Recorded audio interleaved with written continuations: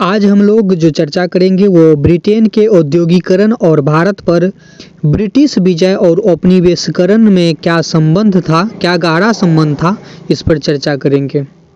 इससे पहले भी हम लोग कुछ देख चुके हैं, वैसे ये फर्स्ट वीडियो है। इसके बारे में आपको आगे विस्तार से हम बताएंगे।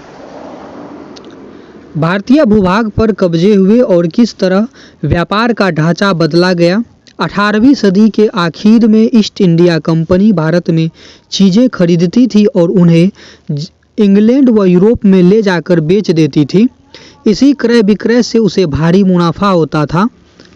जैसे जैसे ब्रिटेन का औद्योगिक उत्पादन बढ़ने लगा, वहाँ के उद्योगपति भारत को अपने औद्योगिक उत्पाद के विशाल बाजार के रूप में देखने लगे।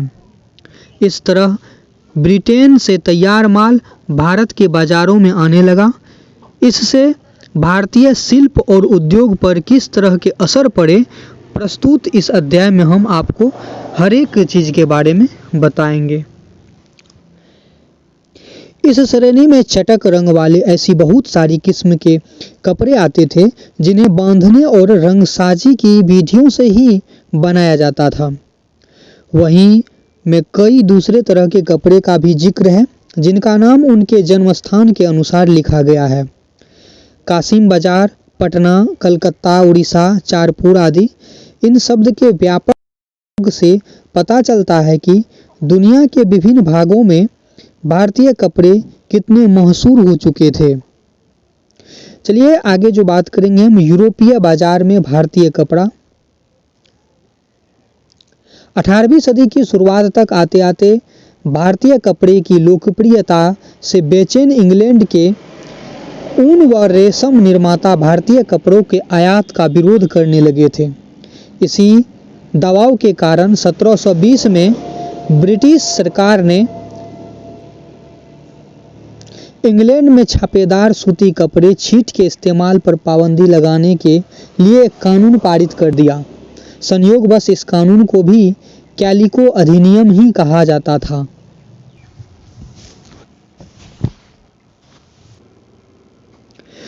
उस समय इंग्लैंड में नए नए कपड़ा कारखाने खुल रहे थे।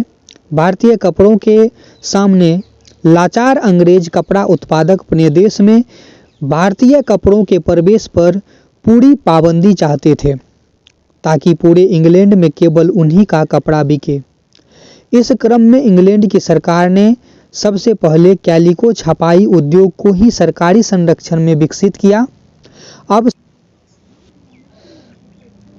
भारतीय कपड़ों के साथ इन होड़ की वजह से इंग्लैंड में तकनीकी सुधारों की जरूरत दिखाई देने लगी थी। 1764 में जॉन के स्पिनिंग जेनी का आविष्कार किया जिससे परंपरागत तकलियों की उत्पादकता काफ़ी बढ़ गई।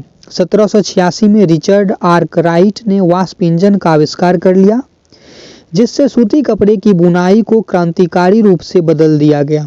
अब बहुत सारा कपड़ा बेहद कम कीमत पर तैयार किया जा सकता था। इसके बावजूद दुनिया के बाजार पर भारतीय कपड़े का दबदबा 18वीं सदी के आखिर तक बना रहा।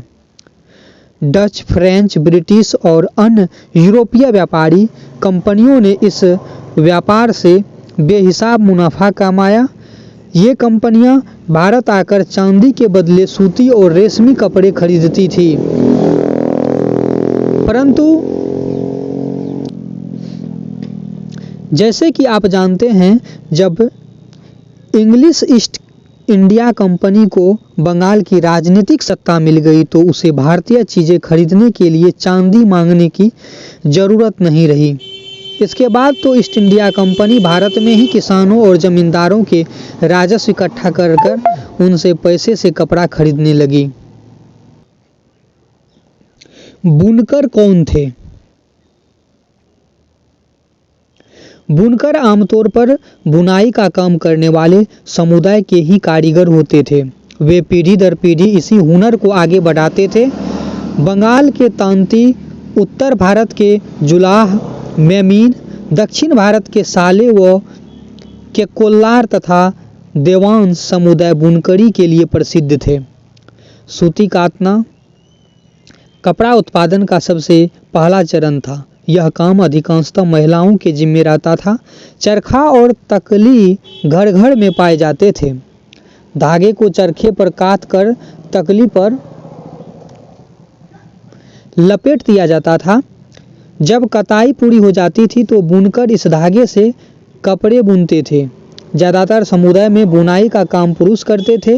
रंगीन कपड़ा बनाने के लिए रंगरेज इस धागे को रंग देते थे।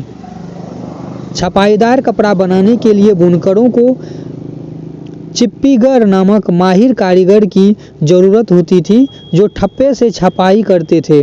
हथकरघा पर होने वाली बुनाई और उससे जुड़ी व्यवसाय से लाखों भारतीय की रोजी रोटी चलती थी।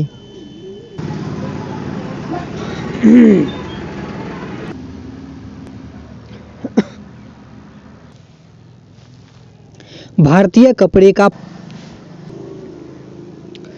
ब्रिटेन में सूती कपड़ा उद्योग के विकास से भारतीय कपड़ा उत्पादकों पर कई तरह के असर पड़े।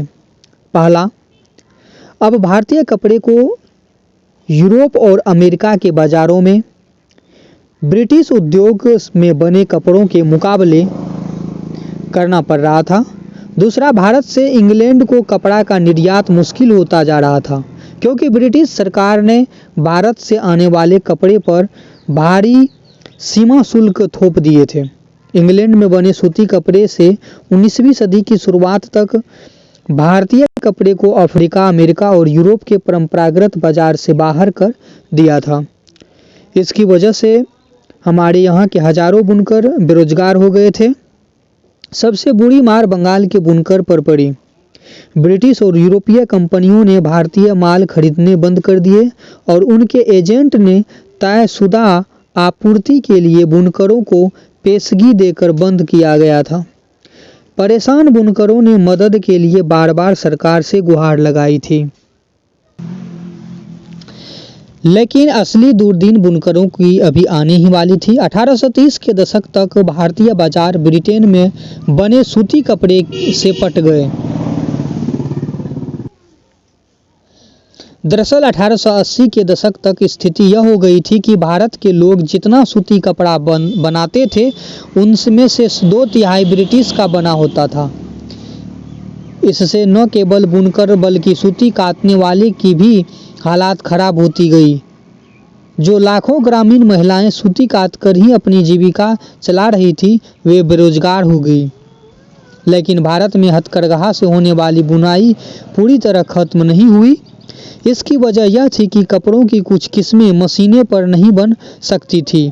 भला जटिल और मनभावन किनारियों वाली साड़ी या परंपरागत बुनाई वाले कपड़े मशीन पर कैसे बन सकते थे। इन कपड़ों की न केवल रईसों के बीच बल्कि मध्यम वर्ग ने भी काफ़ी मांग थी, और न ही ब्रिटेन के कपड़ा मिलों में वह बेहद मोटा कपड़ा बनता था जिसे भारतीय गरीब पहनते थे। आपने पश्चिमी भारत में स्थित सोलापुर और दक्षिण भारत में स्थित मदुरा का जिक्र जरूर सुना होगा। ये शहर 19वीं सदी के आखिर में बुनकरी के नए महत्वपूर्ण केंद्र बनकर सामने आए। बाद में राष्ट्रीय आंदोलन के दौरान महात्मा गांधी ने भी लोगों के आह्वान किया कि वे आयातित कपड़े का बहिष्कार करें और हाथ से कते हुए सूत और हाथ से बुने कपड़े ही पहने। इस तरह खादी राष्ट्रवाद का प्रतीक बनती चली गई। चरखा भारत की पहचान बन गया और 1931 में उन्हें भारतीय राष्ट्रीय कांग्रेस के तिरंगे झंडे के बीच वाली पट्टी में जगह दी गई। सूती कपड़ा मिलों का उदय। भारत में पहली सूती कपड़ा मिल 1854 में बम्बई में स्थापित हुई। यह कताई मिल थी। 19वीं सदी की शुरुआत से ही भारत में इंग्लैंड और चीन को होने वाले कच्चे कपास के निर्यात के लिए बम्बई एक महत्वपूर्ण बंदरगाह बन चुका था। बम्बई पश्चिम भारत की काली मिट्टी वाली उस विशाल पट्टी में से काफ़ी निकट था जहां कपास की खेती की जाती थी। जब वहां सूती कपड़ा मिल की स्थापना हुई तो उन्हें कच्चा माल आसानी से मिलने लगा।